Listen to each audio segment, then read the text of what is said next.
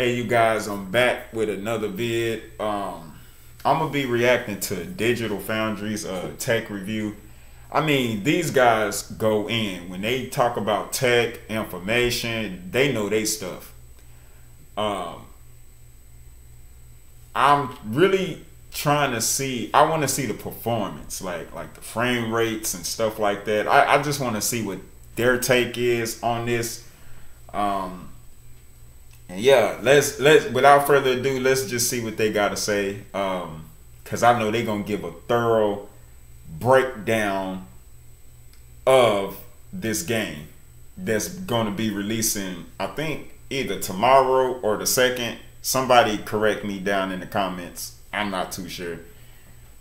But without further ado, let's get into this. Shout out to Digital Foundry. Alright, so far, let's see what they got, man. Showing some new screenshots.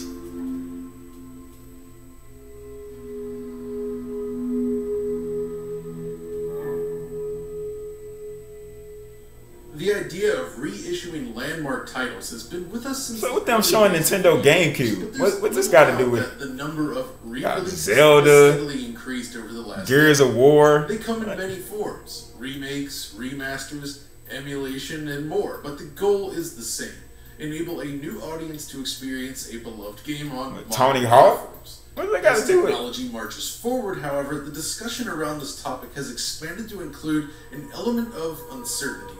At which point is it too early to remake a game, many have asked? Has the I see what they're saying. So they just showing like different games that got like either a remake or a remaster mostly.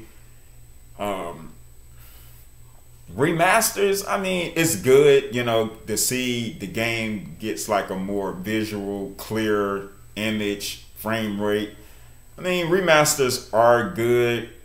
And sometimes I think remasters, if anybody can agree with me that some developers can be lazy when it comes to remasters. Y'all let me know how y'all feel about that one. Law of diminishing returns rendered this approach less viable. When Naughty Dog revealed The Last of Us Part 1 earlier this year, a complete visual remake of the original The Last of Us, debates around this topic heated up. Many were surprised to see The Last of Us return only 8 years removed from the remastered version of the original game. Is it too soon? Has enough really changed since the original? We at Digital Foundry have wondered the same thing, and after spending time with the final release, we finally have some answers. Thus, I've prepared an exhaustive You got the PS4 version of The Last of Us and then that PS5. will allow viewers to see what has or has not changed in the journey to PS5. This also includes comparisons with... Oh, wow. Like, his face don't look nothing like... Wow. The Last of Us Part 2, and even pre-release versions of The Last of Us. Along the way, we'll discuss the new rendering improvements, discuss the video modes available, and determine just how the gameplay has changed. So, let's get into it. Pets are magical. At Pet Friendly, our mission is to keep pets healthy and make their humans happy. Yo, We who got a deliver dog? Quality wellness products to your door. Tell me if you got a dog or a cat. I used to have a dog. It was a Before pug. they start. Name was Get Benji. 50% off your first box with code BLOOM. Customize your box at petfriendlybox.com. Pet Friendly, your best friend's new best friend.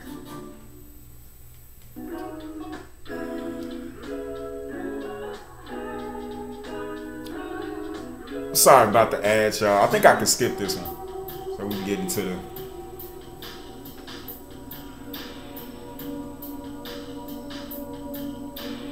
The Last of Us was essentially PlayStation 3's swan song, a showpiece title created and released by Naughty Dog just months before... Alright, let me tell y'all something. Y'all know how they just showed the PlayStation 3 version of The Last of Us? See, now, I didn't have a PlayStation 3. I didn't have no 360. I ain't get no... I never owned a PlayStation 3. I got a 360. The last model that Microsoft made of the Xbox 360 was in 2013.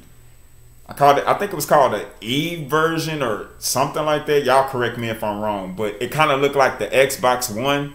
How the Xbox One looked. That 360, I had that one, but I never owned the PlayStation 3. When I played The Last of Us, it was the remastered version on the PS4 because I started gaming in 2014, around there, taking it seriously around there. So that's how I got into The Last of Us. But I never seen The Last of Us on the PlayStation 3. I don't even know what that looked like. So maybe they'll show it for me. The arrival of the then next generation PlayStation 4. The mix of storytelling, survival horror, and action resonated with fans, becoming one of their most successful games ever. The challenge Naughty Dog created for itself, though, was the creation of a world almost entirely devoid of electric lights. The Last of Us relies heavily on indirect lighting, which, in 2013, was still very difficult to achieve, even when leaning on pre-calculated techniques. The development team did manage to come up with a suitable solution to this problem for the era. It's far from perfect, mind you, but the world was convincingly lit and designed. It captivated players. Problem is, on the PlayStation 3, the performance just didn't hold up, and many of the larger... So that's how it looks on the PlayStation 3? Somebody let me know in the comments. This the PlayStation 3? The PS3 so hard that it basically turned the console into a tiny space heater. You remember those fan noises, right? And this is where PlayStation 4 enters the picture. You see, just 1 year later, Naughty Dog released a remastered version of the game for the new console, offering higher resolutions and a smoother frame rate, effectively overcoming... Now, this is the version I know, you guys. Release. This is the version I know. Also allowed Naughty Dog the opportunity to get to grips with the PS4 hardware, so to speak, before shifting development to their next original title. Then again, just a couple years later, the team returned to The Last of Us once again with an update for the newly released PlayStation 4 Pro, allowing native 4K rendering at 30 frames per second. For all intents and purposes, the game was in great shape, so when it was announced that it would be remade for PlayStation 5, it was met with some confusion and apathy. It looks and runs well on PS5 already, so what more could they really offer? Turns out, there's a lot more to the project than we had anticipated. Oh, that is Naughty different. Dog has basically remade night and day. Of the game's night assets, and day. And as you'll soon discover, there is a lot to compare. But before we dive into those comparisons, let's talk about the basics. What do you get in this package and what modes are on offer? So firstly, The Last of Us Part 1 includes the original campaign and the Left Behind DLC. The main menu has been fleshed out. That's what I'm noticing, guys. I cannot wait to play this. I just want to see the facial expressions, because I could tell from the PS4 their faces are not even close to being the same. Like, I'm so hyped about seeing just all the changes that they made. Like, just seeing these screenshots, man. At first I was up against the fence, but I'm like, you know what? I might spend, I know $70 is a stretch, but I might go ahead and drop it, because I mean, I am interested with the PS4 version. That's how I got into liking The Last of Us, and that was my first game on the PS4. So you know, I'm for The Last of Us. You know what I'm saying? So yeah, I might go ahead and just do it, because I'm just trying to see what that version got. You know. With additional options and modes, including a robust extras menu, but the factions multiplayer mode has not made the jump. Oh, that multiplayer, bro, factions. If you're a multiplayer fan, keep this in mind. In the options menu, however, players are once again handed a selection of visual mode. Oh, I'm sorry, y'all. Do anybody know when factions, the new factions is dropping? I hope they drop that after this, they get done with this Last of Us. Do anybody know when factions is coming? Please let me know down in the comments, because I mean, I might go back today and play a little bit of factions on The Last of Us. But if anybody know any information on that, please let me know so I can go look at it and read about it or something. It's based on your preference. Part 1 includes both a fidelity and performance mode, kind of like Remastered did on the PS4 Pro. But it also offers the option to unlock the frame rate. Oliver will be covering the actual numbers in a performance-focused video, but it shakes out like this in terms of image quality. Fidelity Mode delivers native 4K at 30 frames per second by default, while Performance Mode offers 60 frames per second at what appears to be an entirely 1440p image. The game specifies dynamic 4K in the menu, balanced resolution, frame rate. You see, when pixel counting a game, you basically take a collection of samples in different scenarios. In general, you'll find the lower pixel counts in busy, heavy areas of the game, while the higher pixel counts closer to 4K would appear in quiet, empty rooms. In this case, every shot I checked came in at 1440p, so even if it does change, what you're going to see during most of the gameplay is 1440p. The good news is that the performance and fidelity mode look otherwise identical outside of image quality. I say this because if you remember, the PS4 Pro version of Remastered does feature visual changes depending on which mode you select. That's not the case here. Now, if you use a 120Hz screen, it is possible to use this mode at 40 frames per second instead. Furthermore, if your display offers VRR support, you can unlock the frame rate, allowing it to go above 60 FPS in the performance mode or above 40 in fidelity. Now, for the comparisons in this video, unless otherwise noted, I've opted to use the fidelity mode. The reason for this is simple. Both Part 1 and Remastered on PS4 Pro support native 4K output only in quality mode, and I felt it was prudent to perform comparisons at the highest possible pixel count. In cases where the performance mode is used instead, however, look for this label right here. For most of the video, I'm using the PS4 Pro version as a point of comparison so that you can most clearly see the original assets, but for good measure, this is how it compares against the PS3 original. As you can see, the PS3 version runs at just 720p, targets 30 frames per second, though. Oh, so this is the PlayStation 3. Quality shadows, as well as a low level of animation. Whoa, that's a big difference. With this established, then, let's get into comparisons with the PS4 Pro version of the game and discuss some of the changes made in rebuilding it. So, as we get into our first comparison, let me explain the rendering profile. PlayStation 4, PlayStation 5 of the game versus this new one. So on PlayStation 3 and PlayStation 4, The Last of Us marries Naughty Dog's real-time graphics engine used during gameplay with pre-rendered cutscenes. This is really important to note because until Uncharted 4, Naughty Dog's cinematic games all relied on video clips rather than real-time rendered sequences to present its story. Which means anytime we're comparing cutscenes, we're looking at video clips on the PS4 Pro or PS3 side versus real-time cutscenes on PS5. And that's exactly what we're seeing right now. With this in mind, let's begin by discussing the cutscenes.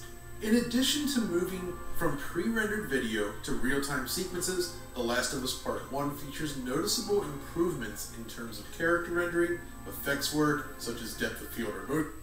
Yo, like, look at her face on the PS4 and then look at her face right there. So much better. So much better right there. Blur and the conveyance of emotion.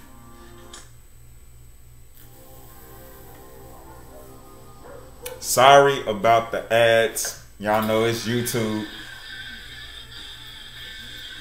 Think I can skip. Every character has been revamped. Yo, Joe looks so different right here, bro. He looks so different from there. That look, I don't like, y'all tell me, I don't know who that person was, but Joe looked different right there versus PS4 version. Look like a totally different person. So knowing this, let's pause right here and examine Bro, prepper. Look at that, and then look at a secondary character that appears early in the story, and his revised model demonstrates a great deal. Oh, look at his face. Is now from there to there. Just off camera. So much better, bro. His face is so bad. Look like two different people. Subsurface scattering simulates the penetration and dispersion. PS5, y'all. The skin. PS4. Eyes are more realistic. Look at that. Look at his face expression. Upgraded. That's real, son. That's real. Earlier sequence. Hair, skin, and clothing all take on a... Oh my... They don't even look the same. Her fresh look is reflective of her... They don't... Two different people. To this point. In that same scene, Ellie's character model also demonstrates how the push towards increasingly realistic rendering. Oh my gosh, bruh. PlayStation 5 version looks so great. Simply looks more like a real person that could conceivably Look at Ellie. Look at Ellie, bruh. Like, look at that face, and then look at that face. Which face you more in love with? This face or this face? I'm in love with this face. This Ellie right here looks great. Wow, man. You really don't know until you really just see the difference. That is a big difference, bro. Exist in the real world versus the more stylized original design. Many of the key technical improvements made for The Last of Us Part 2, such as eye rendering, are featured in this new version of the game. Yet the real benefit in this change stems more from the performance of these characters than just pure rendering features. And by performance, I don't mean frame rate. So take this scene on PS4 Pro. It's an emotionally charged moment, and one that leans heavily on subtle facial animation to really sell it. It looks great in its original form, but Uncanny Valley strikes, leading to the perception that something is just a little bit off, particularly with the eyes. Now look at the same scene on PlayStation 5 and watch those eyes very closely. The development team has seemingly poured a lot of additional effort. Wow, you can see the emotion of the game using modern technology to better. And her face expression is showing more. Them side by side, it's like synced with the emotion. Naughty Dog poured a lot of engineering effort into eye rendering for the last two games, including the simulation of eye caustics and implementing screen space shadows. Even though the cutscenes in the original game are pre-rendered, they were built on their real-time. Bro, that don't even look like him. They look two different people. The key here is that's crazy, man. Have received a don't even look the same. It now feels much more on par with something like The Last of Us Part 2, which was already a massive upgrade from the original.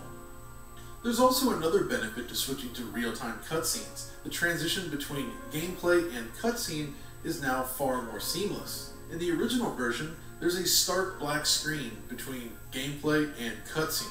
On PS5, it instantly jumps from the gameplay to the cutscene in comparison, which feels more seamless. Oh, that's better. It also allows for I don't more get no natural black screen into gameplay, like this scene here. On PS4, as the cutscene comes to an end, it blacks out for a second, then randomly drops you here in front of the. You know what? I never knew that, and I played the PS4 version. I never. Well, it's kind of crazy how you just sit down. That's why I like watching Digital Foundry's like videos, because they show you stuff that you looked at, but you never really noticed. Like on the PS4 version, I never really noticed when it goes to a cutscene, it goes to a black screen. Like it really did go to a black screen. Door. This same sequence plays a lot differently on PS5, cutting smoothly into the gameplay with Joel leaning up against the door.